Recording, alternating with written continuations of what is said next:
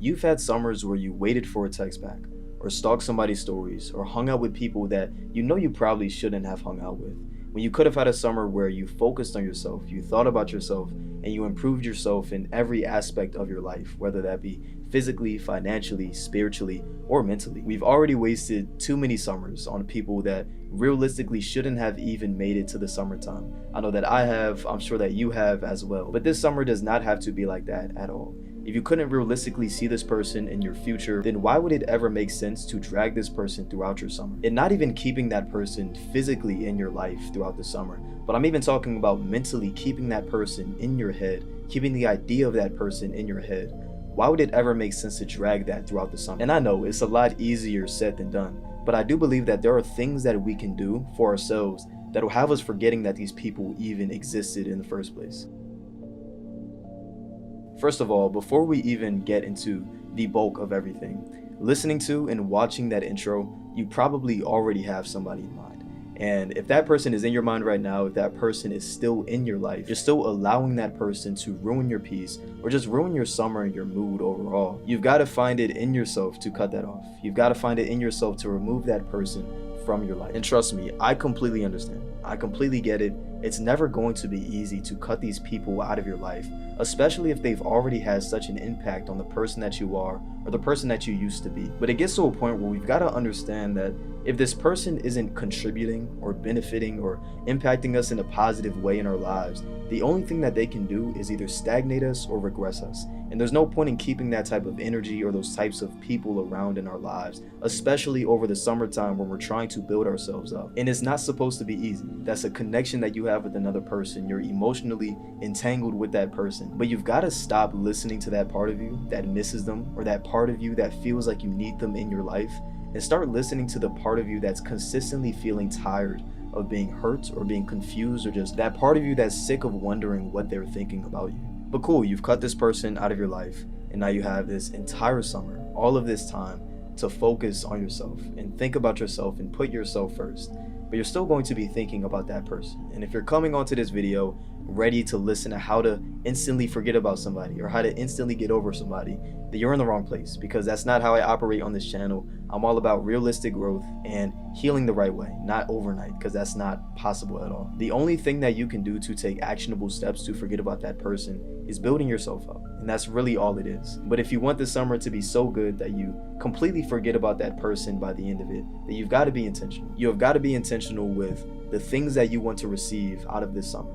It's not enough anymore to just say that I have the goal of forgetting about somebody or focusing on myself. It's not enough to say those things anymore. You've got to actually be intentional. Because if your goal this summer is to forget about somebody, then the only thing that you're doing with that is pedestalizing them and keeping them in your mind the entire summer. And even with the goal of just focusing on yourself, there's no intention with that. It's really essentially just going with the flow. And going with the flow is really how you keep finding yourself in the position that you're in. A position of stagnation, where it's like, I'm trying so hard to improve at everything in my life, and it's like you haven't improved at anything because you have no intention behind what you're actually trying to improve upon. If you're the type of person that keeps saying, I just want to become better, okay, what does being better look like? What does that look like to you? Because that can vary among different people. You continue to consume content on people teaching you how to become better, but you have zero intention with what better looks like. So that person's definition of better could completely contradict your definition of better. Think about your goals. Think about the things that you want to accomplish out of this summer.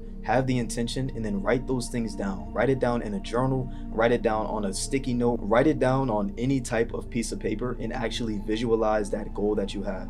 But this summer is about building yourself up. And it's not going to be out of spite. It's not going to be because we hate this person so much that we want to become better so we can be better for them, or being better in spite of them. But it's really because you're sick of feeling like you need that person in your life. You're sick of feeling like you're relying on that person's validation. This summer needs to be about proving to yourself that you are enough for you. You're enough for other people. You're enough for everything in your life, and that you are capable of getting those things that you want. And you're capable of turning yourself into a person that you want to become. You don't forget somebody by hating them and then eventually pedestalizing them. You forget them by outgrowing them. And that's the mentality that we need to be going into this summer with. And I know for me, when it comes to outgrowing other people, or really just outgrowing my past self, One thing that really helps me is just making space for new energy. Making space for new energy, for new people, for new opportunities, making space in general.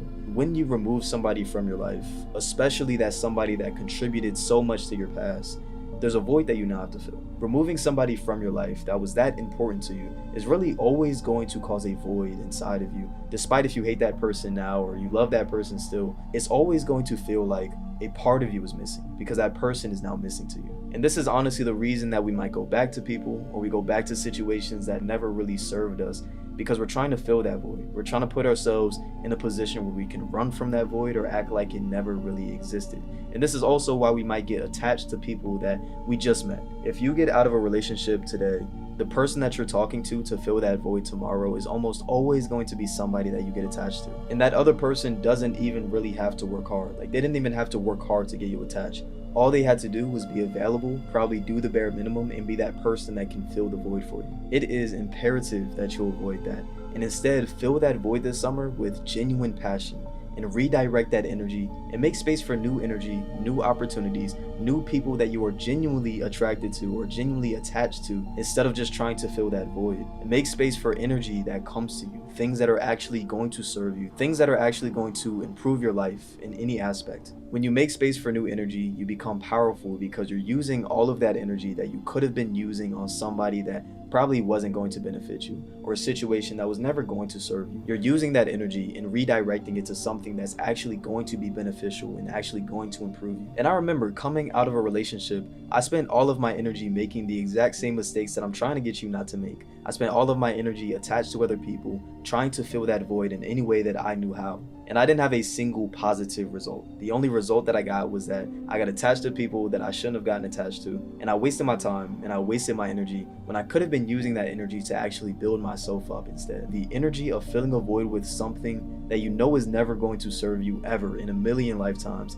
is really going to drain you 1,000 times over. In the summer, you've really got to ask yourself, what or who is draining me, and why have I not let go of that? That's a question in my self-growth journal that I really want you to think about, because in order to actively grow this summer, we need to understand and know exactly why we're allowing a person's energy and that negativity to impact us so much. And there are so many more guided self-growth prompts in this journal that help you understand these things, and eventually it'll turn your life into something completely different. The details for that are in the description. But the next thing that I have to say is to do it despite how you feel. When you're that diligent and you're that focused, the only thing that's going to be running through your brain, that's going to be running through your mind, is constantly improving your life and constantly putting yourself in better positions or better opportunities or just a better headspace overall. Of course, you're going to miss them. It's never going to happen overnight that you're going to stop thinking about them. And I'm going to be very honest, and it's definitely going to come back to bite me in the future if somebody sees this video. But I'm recording this video right now missing somebody. But I am not going to sit around and wait for that person to miss me back.